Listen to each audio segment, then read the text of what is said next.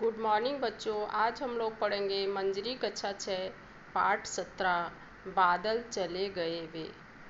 बच्चों, जब बादल आते हैं आसमान में, बारिश होती है, चारों तरफ दादुर मोर पपीहा बोलते हैं, खेतों में हरियाली छाई होती है, तो सभी को अच्छा लगता है।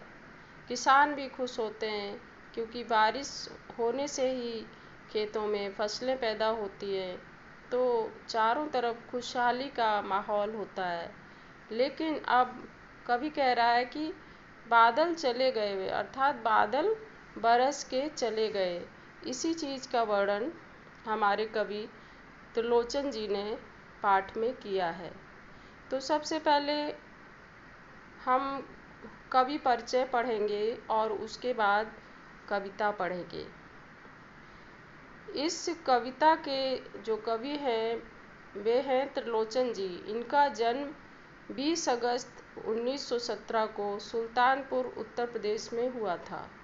इनकी प्रमुख रचनाएं हैं धरती, गुलाब और बुलबुल, दिगंत, ताप के ताए हुए दिन, शब्द, इस जनपद का कवि हूँ, अंतर्धान, तुम्हें सौंपता हूँ, चैती आदि। सन 2007 में इनका देहांत हो गया। प्रस्तुत कविता में कवि के बादल के माध्यम से कवि ने सुख दुख की बात कही है। जैसे बादल आते हैं और चले जाते हैं, वैसे ही जीवन में सुख दुख आते रहते हैं और जाते रहते हैं। तो चलिए अब हम लोग पढ़ेंगे कविता बादल चले गए वे। बना बनाकर चित्र सलोने, यह सूना आकाश सजाया, राग दिखाया रंग दिखाया, छड़ छड़ छवि से चित्त चुराया, बादल चले गए वे। आसमान अब नीला नीला, एक रंग रस श्याम सजीला, धरती पीली हरी रसीली, शिशिर प्रभात समुज्जल गीला, बादल चले गए वे। 2 दिन दुख का 2 दिन सुख का, दुख सुख दोनों संगी जग में, कभी हास्य है कभी अश्रु है, जीवन नवल तरंगी जग में, बादल चले गए वे। 2 दिन पाहुन जैसे रहकर, बादल चले गए वे। संदर्भ।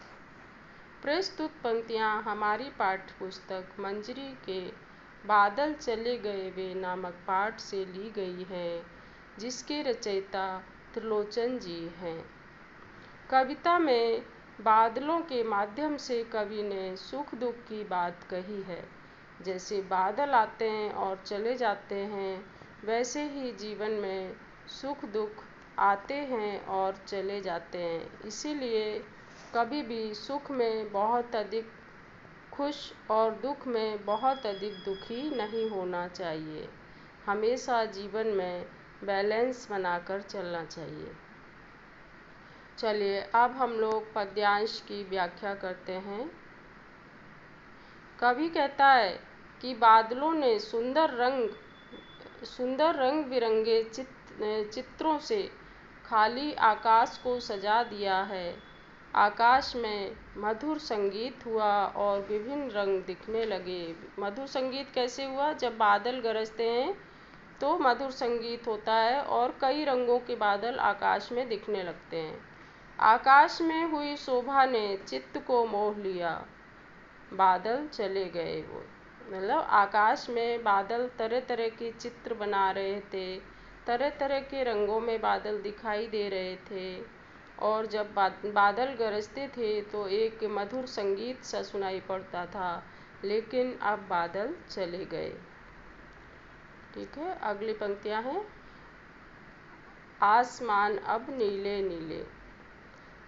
व्याख्या इस प्रकार है।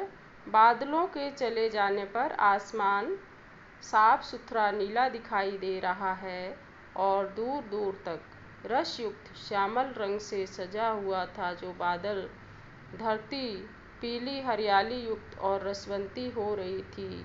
जाड़े के दिनों में प्रातःकाल ओस के कारण भीगा हुआ प्रकाशित नजर आ रहा था। अर्थात जाड़े के दिनों में जब ओस के कण घास पर पड़ते हैं, हरी घास पर पड़ते हैं, तो भीगा भीगा सा और प्रकाशितता, मतलब जो ओस की बूंदें होती है वो चमकती हुई नज़र आती हैं। अर्थात और बादलों के चले जाने से बादलों के बरसने के कारण ही धरती की सुंदरता सबको आकर्षित करती है।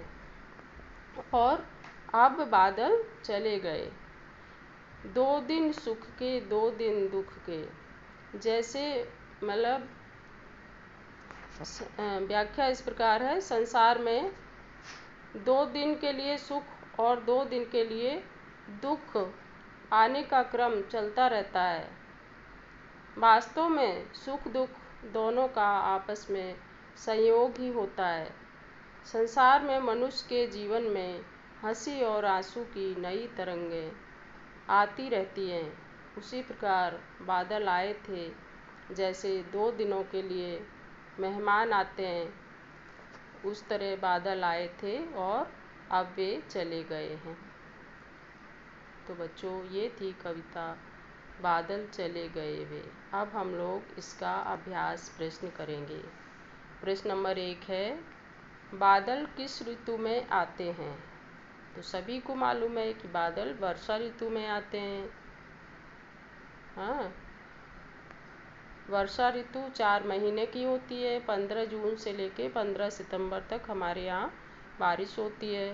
ठीक है। अगला प्रश्न है, बादलों की तुलना पाहुन से क्यों की गई है? पाहुन अर्थात मेहमान। जिस प्रकार पाहुन मेहमान 2 दिन रहकर चले जाते हैं, उसी प्रकार बादल कुछ दिन रहकर चले जाते हैं और फिर जब वर्षा ऋतु आती है तो फिर से बादल आते हैं। अगला प्रश्न है, वर्षा ऋतु में बनने वाले इंद्रधनुष में कितने रंग होते हैं? वर्षा ऋतु में बनने वाले इंद्रधनुष में 7 रंग होते हैं। ये सभी को पता होगा बच्चों कि इंद्रधनुष में 7 रंग होते हैं। कौन कौन से? हरा, नीला, पीला, नारंगी, बैंगनी, आसमानी और लाल। इंद्रधनुष वर्षा के दिनों में वायुमंडलीय प्रक्रिया से बनता है। बरसात में जब पानी नहीं बरसता, उस स्थिति को सूखा कहते हैं। नीचे लिखी स्थिति को क्या कहते हैं बताइए। जब पानी अधिक बरसता है, उस स्थिति को क्या कहते हैं? बाढ़ या अतिवृष्टि। जब तेज हवाएं चलती हैं तो उसे क्या कहते हैं? आंधी। गर्मी में जब बहुत अधिक गर्म हवाएं चलती हैं, उस स्थिति को क्या कहते हैं? लू। सर्दी में जब तेज हवाएं चलती हैं तो क्या कहते हैं? शीतलहर। बहुत ठंडी हो गई, हाँ, शीतलहर चल रही है। ठीक है। आगे है, पाठ में आए हुए शब्दों के पर्यायवाची शब्द लिखिए। आकाश के पर्यायवाची हैं नभ, गगन, अंबर। धरती के भू, धरा, वसुधा और पृथ्वी। प्रभात, प्रभात मीन सवेरा होता है। प्रभात के पर्यायवाची हैं सुबह, भोर, प्रातःकाल। बादल के पर्यायवाची हैं मेघ, घन, जलंधर। ठीक है बच्चों, वीडियो को ध्यानपूर्वक पढ़िए और प्रश्नोत्तर अपनी कॉपी में लिखिए और वीडियो को लाइक, शेयर और सब्सक्राइब करना ना भूलें।